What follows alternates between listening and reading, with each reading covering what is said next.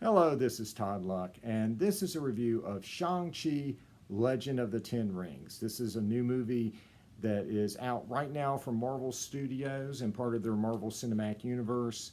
And so I'm going to be doing pretty much a non-spoiler review. If you've watched the trailers and the toys, nothing here should spoil it for you. I'm just going to talk, kind of in vague terms. I don't think I really need to go into specific scenes to kind of express my feelings. So here we go.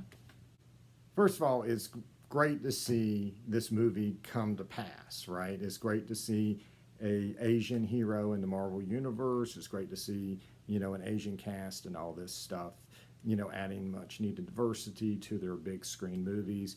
And this movie is entertaining. It's good. I'm not going to say it's great though.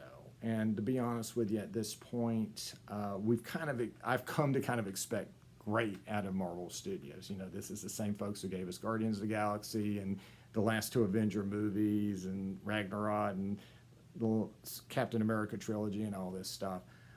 This isn't quite as successful as any of that, but it's good though. It's entertaining. It feels a little underdeveloped and a little underwhelming. And especially if you look at the source material, it really doesn't follow it at all.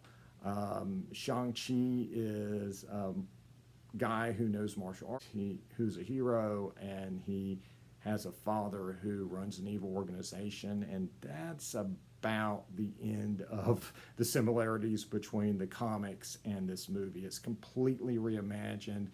He is not the master of Kung Fu. This is not an adaptation of that comic. Do not go in there expecting that. There are martial arts in this movie, but there's also martial arts in Black Widow, right? And we don't think of Black Widow as a martial artist, and that's kind of what they're going for with Shang-Chi here. They're trying to make him into a more all-purpose hero, and so there is martial arts, at the beginning of the movie. And yes, that bus scene you see in the trailer is every bit as spectacular as you think it is. It is super over the top, CG wire fu stuff, but it is amazing to look at. But as you also saw in the trailer, there's a lot of fantasy in the movie, and that's kind of becomes the last half of the movie. And, towards the end, it really becomes about the magic and the monsters and not about the martial arts. And so, it's really trying to get Shang-Chi out of that pigeonhole of just being a martial artist to making him a more general sort of hero. And like I said, this new movie is so far from the source material that if they had taken the names out of Shang-Chi and Razor Fist, I would have had no idea this was even based on Shang-Chi. That's how far removed this is from the comics. And maybe that's not a bad thing. I mean, obviously the comics that he was in were derivative of the Kung Fu craze of the 70s and Bruce Lee and all that good stuff. And so maybe it's a good idea to look for new inspiration, if you're going to tell this story anew in 2021. But what they came up with, again, is good, but it just feels so underdeveloped that it just really didn't click with me like other Marvel movies have. It wouldn't surprise me if there wasn't a lot of stuff left on the cutting room floor to flesh out both the characters and the fantasy stuff in a more meaningful way. Shang-Chi here is just a dude. His presence and, kind of that contemplative and introspective nature of the character that you saw in the comics is really not there. He's just your average guy. Honestly, kind of hard to tell out of a lineup, to be honest with you, but I think that's what they were going for, just this kind of unoffensive sort of character that the audience could just kind of pour their own expectations into. And Shang-Chi's father, I think it's Wen Wu, I think was the name they gave him, is just kind of an okay villain. He's not very intimidating looking in appearance. He's just this clean shaven, clean cut looking middle-aged Asian dude who wears like a button-up shirt most of the time. I mean, it's just not that intimidating. I mean, the actor tries his best. I mean, he does a great job. The entire cast does a great job, but it's just a little underwhelming. His organization is the Ten Rings, and they talk a really good game when they explain the Ten Rings and make them sound like really epic. But in the context of what we see them actually do in the movie, it just seems like it's just 30 or 40 guys in costumes with hand weapons, and that's about it.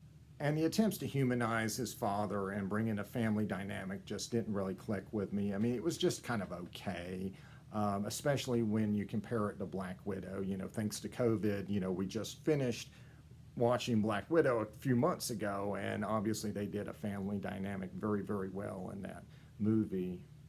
And as I said before, the fantasy aspect of it just felt underdeveloped. I mean, we see, all these fantastic creatures, but we have very little context as to exactly what they are. It's just like, oh, we're in a fantasy land now. Hey, is that a Pokemon? It's just kind of weird the way they did it. But it does set up some things that might be fleshed out in future films. The thing about Marvel movies is, and every movie actually, is that sometimes, the first time you do something, it's just kind of that dry run. It's kind of setting things up and kind of learning about how to do things. And then the sequels can, kind of do it better and flesh out that world and, refine how you do those movies. And oh yeah, the Ten Rings were kind of weird, as you've probably seen in the toys and the trailer. They're basically bracelets that are normally worn on the arms, and they shoot out and have some kind of like cosmic power that makes things explode or whatever.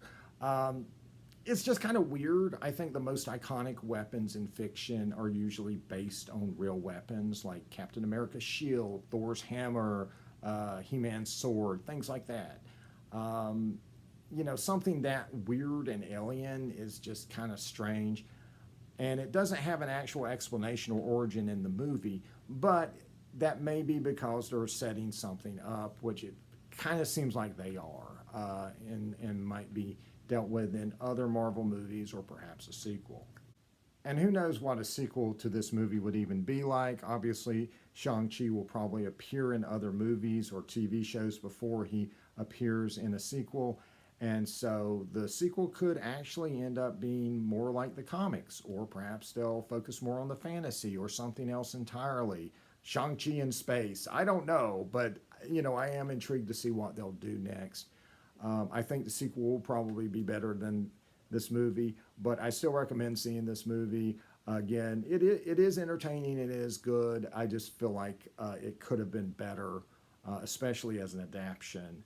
But again, it is a solid movie worth seeing, especially if you're a fan of the Marvel movies. You do need to see them all, really. I mean, come on. And so if you've seen my other videos, you know I'm not going to let you go without some reading recommendations. So when I researched what's available on Comixology, I was very, very pleasantly surprised to see that almost everything I can think of with Shang-Chi is available on Comixology Unlimited. So if you are subscribing for like $6 a month or whatever it is, you can read everything, the entire saga of Shang-Chi. So you're going to start out, I think it's called Epic Collections of Master of Kung Fu, because those are going to kind of get together a bunch of the stories that were published of Shang-Chi before he had his own series. But once you get around to that series, it's actually all available for Comixology Unlimited. But what you're going to want to do is you're going to want to click on an individual issue, not the series itself. For some reason, the series itself will only show you so many issues that you can read. But if you click on a single issue, you'll go to a listing of all 125 issues of Master of Kung Fu, and you can read them all for free. If you have a subscription, you're welcome. And while you're at it, don't forget to read the giant-sized Master of Kung Fu issues that are listed separately, as well as looking up What If number 16, which is what if Shang-Chi, Master of Kung Fu, fought on the side of Fu Manchu. I actually haven't read this yet. This is definitely on my list of things to do this weekend. And so after the series, you're going to want to read Master of Kung Fu Bleeding Black. And that's going to be a continuation of that series. This is a one-shot. It was like 80 pages long.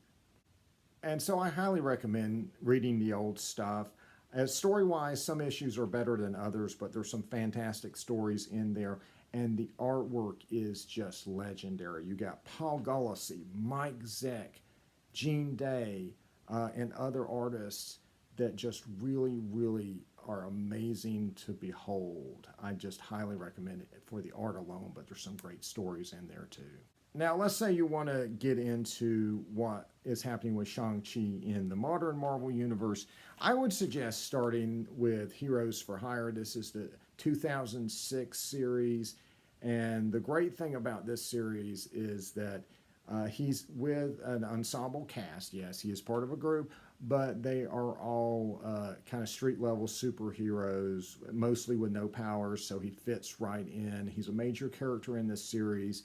And the first 4 issues are drawn by Billy Tucci, who is, I hope I'm pronouncing that right, who is famous for drawing She, which is create her own comic about a female samurai, and it's just beautifully done, especially the solo fight scene he has in issue 2 is just a real treat. And that lasts for 15 issues, and once you get past those first 4, the art and story will vary, but he does continue to be a major character in the series through its conclusion. And so Ed Brubaker will use him in Secret Avengers. This is issue 6 through 10. This is the first Secret Avengers series. And villains are trying to resurrect Shang-Chi's father, who at this point is dead. And we reveal his father's true name, which they use in the current comics. I think it's Zhang Zi or something like that.